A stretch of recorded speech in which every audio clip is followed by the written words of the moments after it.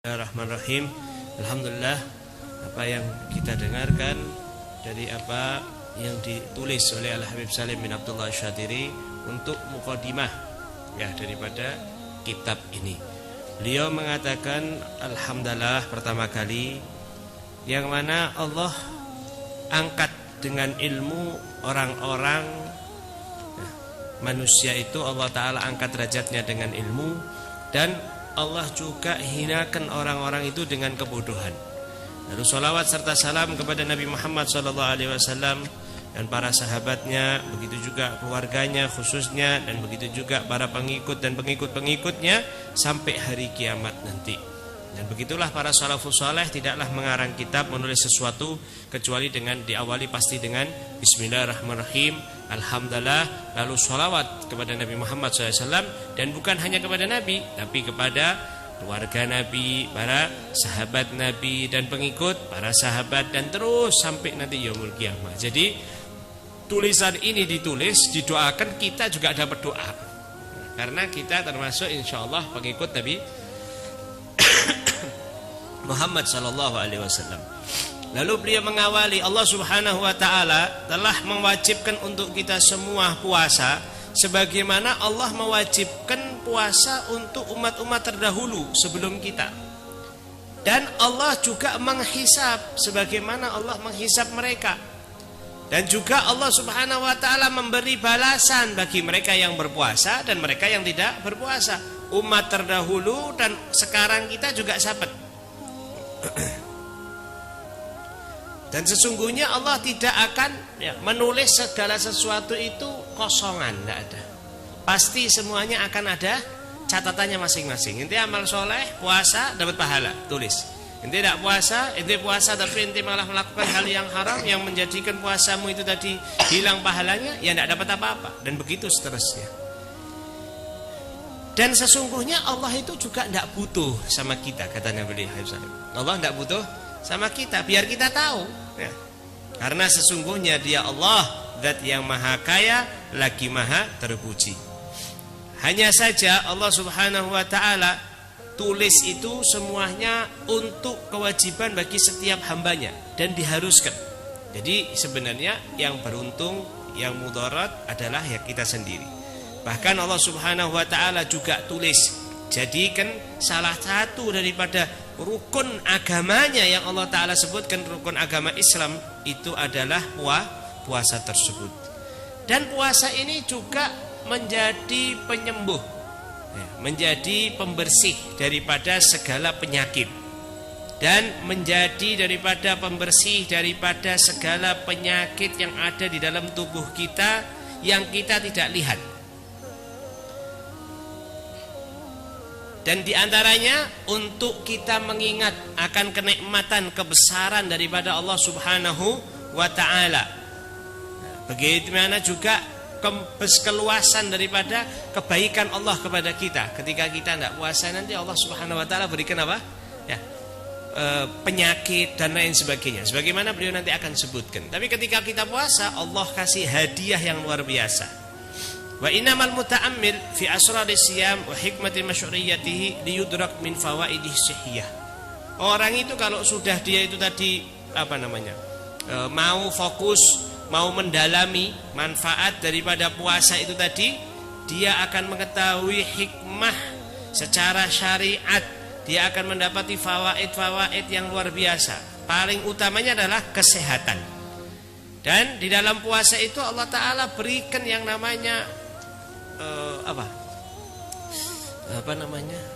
toksin di dalam tubuh, yang metabolisme tubuh itu akan menjadi lebih baik lagi secara keseluruhan.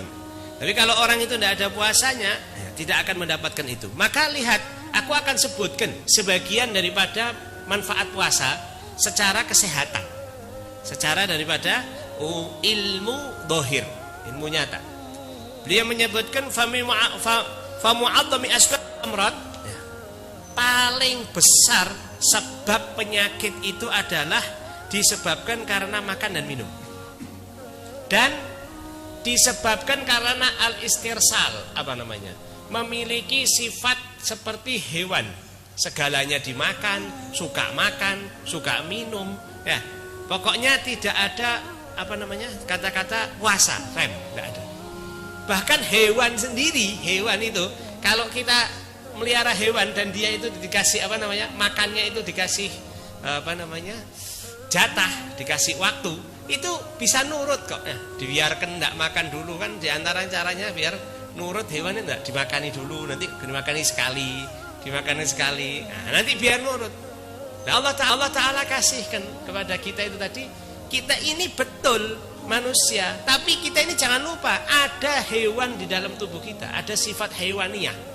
Nah, sifat hewaniyah yang sukanya cuman kelezatan saja, sukanya cuman makan-makan tok, yang enak-enak tok, ya, maka ketahuilah syahwat diri kita itu semua tidak bisa ditanggulangi kecuali dengan akan ilmu kedokteran.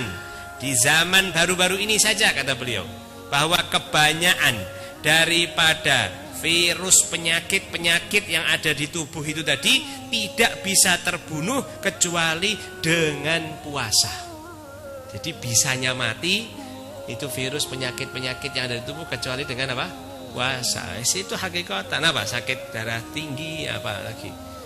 Gula dan lain sebagainya. Itu bisanya sembuh karena puasa.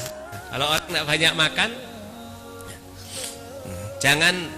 bukan berarti tidak makan sama sekali, salah.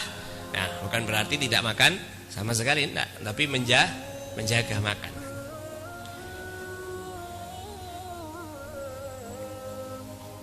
Maka karenanya itu, ya, kebanyakan para dokter-dokter yang hebat, ya, terkadang mereka itu sering sekali menyuruh pasien yang sakit itu untuk berpuasa. Maka karenanya disebutkan berapa banyak orang yang sakit mendapatkan kesembuhan dikarenakan lapar, dan berapa banyak orang yang sehat dia terbunuh karena kekenyangan. Nah, orang nggak sehat karena apa? Dan sudah pasti kalau sudah kekenyangan itu isinya apa? Nah, Habib Salim itu juga pernah nyebutkan, kenapa orang kalau sudah banyak makan maka terus dia ngantuk dan lebih cenderung bodoh daripada pintar. Kenapa? Karena ketika dia itu makan, maka diproses ini dalam perut, ya kan? Ketika diproses itu ada uap-uap yang naik ke atas, sampailah ke kepala kita, di otak kita.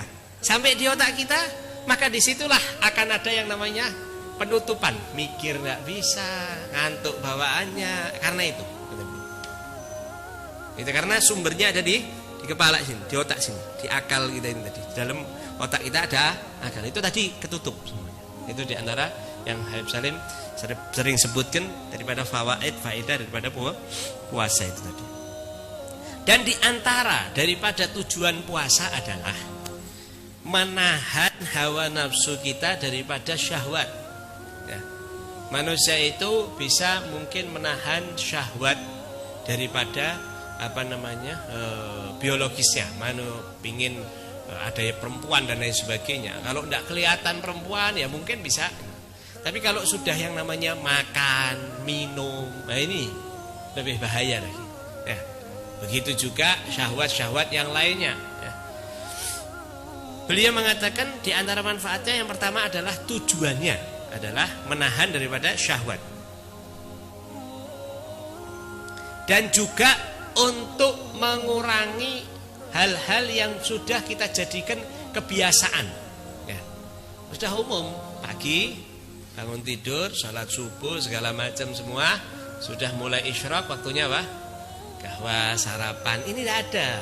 Nah, ini untuk menghilangi itu. Jadi biar kita sadar, paham bahwa dunia itu tidak ada yang harus sama terus begitu, tidak boleh. Kita mikir sama, tidak boleh. Harus tahu bahwasanya dunia itu akan adanya apa? Nah, yang hilang itu ada pasti.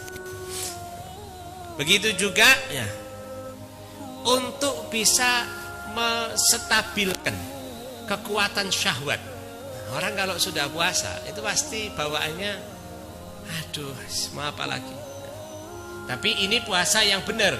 Maaf, jangan sampai kita memaknai puasa seperti puasanya orang-orang yang kafir, orang Nasara, ya, atau orang-orang Islam tapi tidak puasa yang benar. Ya pasti ketika dia ngomong puasa masih maksiat masih bisa aja. masih mau melakukan hal yang haram masih bisa aja. Enggak, ini puasa yang benar dari segi Islam. Maka akan berkurang. Mau boleh itu akan poso. Masa aku nggak tai poso loh aku ya. Malah buat dalil kadang ya. Kayak tadi, orang beli buah nanya buahnya manis apa enggak? Ya, kan enggak bisa nyicip. Terus jawabannya apa? Manis estu wong kula poso kok mosok poso enggak tai ya. Tadi malah membuat jadi apa? Buat patokan kadang. Ini tadi.